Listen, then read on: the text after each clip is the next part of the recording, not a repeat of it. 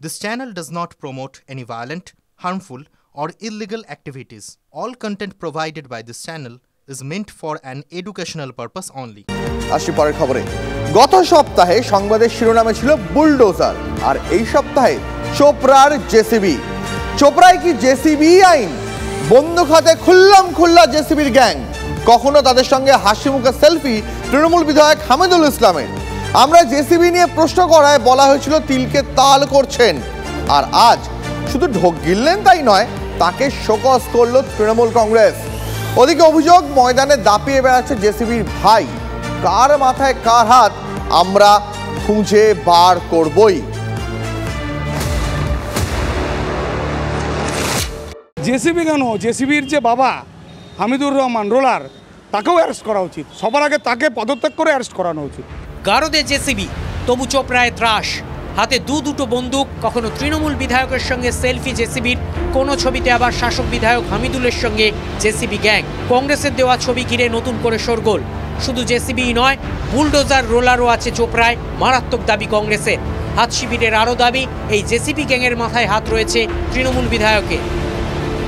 একাই জিসিবি করছে তা নয় তো, জিসিবির সঙ্গে বুলডোজার আছে, জিসিবির সঙ্গে রোলার আছে, জিসিবির সঙ্গে ট্রাক্টর আছে। ওদের যে একটা আছে, কমিটি আছে, ওই কমিটিগুলো করছে। তার সঙ্গে পুরো আমাদের বিধায়কের হাত রয়েছে। বিরোধীদের অভিযোগ, জেসিবি হাত করা করলেও বাইরে দাপিয়ে বেড়াচ্ছে তার ভাই। ওর ভাইটাইগুলো হচ্ছে যে সবগুলো এখন মাঠের মধ্যে আছে, একটা গ্যাংই আছে ওদের। সন্ত্রাস চালাচ্ছে এখনো পর্যন্ত, গোটা এলাকায় হচ্ছে সন্ত্রাস। বিরোধীদের দাবি, এত বড় অত্যাচারের পরেও শাসকের শাসানির জেরে চুপ হয়ে গেছে চোপড়া।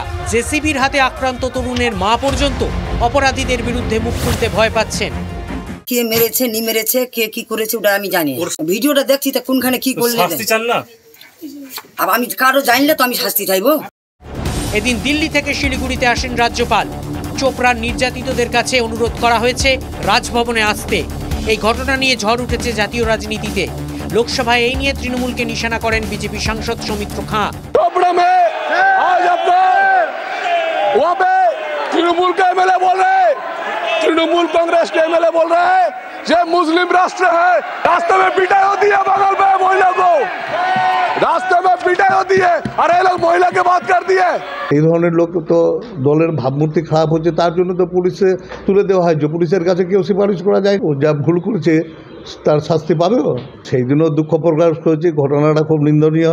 আগামীতে শুধু কি এই জেসিবিকে গ্রেপ্তার করেই থেমে থাকবে পুলিশ, নাকি যাদের বিরুদ্ধে অভিযোগ উঠছে তাদের বিরুদ্ধেও পুলিশ প্রশাসন কোনো পদক্ষেপ নেবে? সেদিকেই কিন্তু নজর রাখছেন সকলে। উত্তর দিনাজপুর থেকে ক্যামেরায় মৃত্যুঞ্জয় ও পুলকের সঙ্গে রূপক, TV9 বাংলা।